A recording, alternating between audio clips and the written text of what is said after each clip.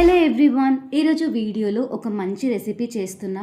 మన ఇంట్లో ప్రతి శనివారం రోజు మనం ఒక వెజ్ రెసిపీ చేసుకుంటాం కదా, అదే పప్పుచారు. సో ఈ పప్పుచారు నా స్టైల్లో ఎట్లా చేసుకోవాలో చూపిస్తాను, చూసేయండి. ఫస్ట్ కుక్కర్ తీసుకొని ఒక గ్లాస్ కందిపప్పు వేసుకొని 2-3 టైమ్స్ వాష్ చేసుకున్నాక ఫ్రెష్ వాటర్ యాడ్ చేసేసుకొని క్యాప్ పెట్టేసేసుకొని 2 to 3 విజిల్స్ వచ్చే వరకు పెట్టేసుకోవాలి. తర్వాత ఒక బౌల్లో చింతపండు కూడా నానబెట్టుకున్నాక కావాల్సినవన్నీ కూడా కట్ చేసి పెట్టుకోవాలి. ఆనియన్, పచ్చిమిర్చి, టమాటో, దోసకాయ, మునక్కాయ, కరివేపాకు అండ్ కొత్తిమీర ఇవన్నీ కూడా రెడీగా పెట్టేసుకోవాలి. ఈ లోపల పప్పు కూడా ఉడికిపోతుంది అనమాట. ఒకసారి రౌండ్ స్పూన్తోనే మంచిగా ప్రెస్ చేసుకుంటే, స్మాష్ చేసుకుంటే మంచిగా అవుతుంది అనమాట. సో ఇది కూడా రెడీగా పెట్టేసుకొని పక్కన పెట్టేసుకోవాలి. తర్వాత స్టవ్ ఆన్ చేసుకొని ప్యాన్ పెట్టి ప్యాన్లో ఆయిల్ వేసి ఆయిల్ హీట్ అయిపోయాక జీలకర్ర, ఆవాలు, ఎండుమిర్చి వేసుకొని ఫ్రై చేసుకోవాలి.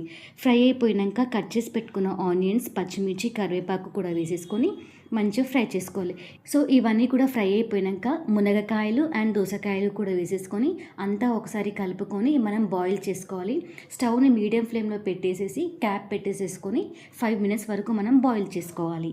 సో 5 minutes తర్వాత చూస్తే మునక్కాయలు అండ్ దోసకాయలు కూడా మంచిగా బాయిల్ అయిపోతాయి.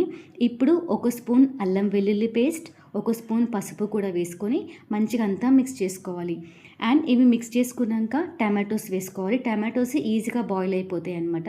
సో అందుకే లాస్ట్లో వేస్తున్నాం. సో టమాటో వేసేసుకొని ఒక 2 minutes స్టవ్ మీద ఉంచేసుకోవాలి. తర్వాత 1 స్పూన్ కారం, 2 స్పూన్స్ సాల్ట్ వేసుకోవాలి. ఇక్కడ మనం పచ్చిమిర్చి ముందే వేసుకున్నాం కాబట్టి కారం తక్కువనే పడుతుంది. సో తగినంత వేసేసుకొని మంచిగా కలుపుకొని ఇంకొక 2 minutes వరకు మనం ఉంచేసుకోవాలి. తర్వాత ఉడకపెట్టిన పప్పు కూడా వేసేసుకొని మంచిగా కలిపేసుకోవాలన్నమాట. ఇక్కడ ఇంకొక ప్రాసెస్ కూడా చేసుకోవచ్చు. ఫస్ట్ పులుసు వేసుకొని పులుసు మసిలినాక అప్పుడు పప్పు వేసుకోవాలి. బట్ నాకు కొంచెం ముద్దపప్పు తీసి పక్కన పెడుతున్నాను అనమాట పిల్లల కోసం. మా పిల్లలకి చాలా ఇష్టం ఇట్లా ముద్దపప్పు, దోసకాయ ఉంటే. సో ఈ పప్పుని కొంచెం తీసి పక్కన పెట్టేసినాక అప్పుడు పులుసు యాడ్ చేసుకుంటున్నాం. పులుసు వేసేసుకొని దానికి తగినట్టుగా వాటర్ కూడా యాడ్ చేసేసుకొని కొంచెం కొత్తిమీర కూడా వేసేసుకొని 15 to 20 minutes మసలు పెట్టుకోవాలి. సో ఫైనల్గా 20 minutes తర్వాత పప్పుచారు అయితే రెడీ అయిపోతుంది. ఇక్కడ దోసకాయ పప్పు కూడా ఉంటుంది, అట్ ద సేమ్ టైం పప్పుచారు కూడా ఉంటుంది. సో నా స్టైల్, నా రెసిపీ కనుక మీకు నచ్చితే ఖచ్చితంగా కమెంట్ బాక్స్లో కమెంట్ చేయండి. Thank you so much for watching my videos. ఇంకా ఎవరైనా సబ్స్క్రైబ్ చేసుకోకపోతే ప్లీజ్ గో అండ్ సబ్స్క్రైబ్.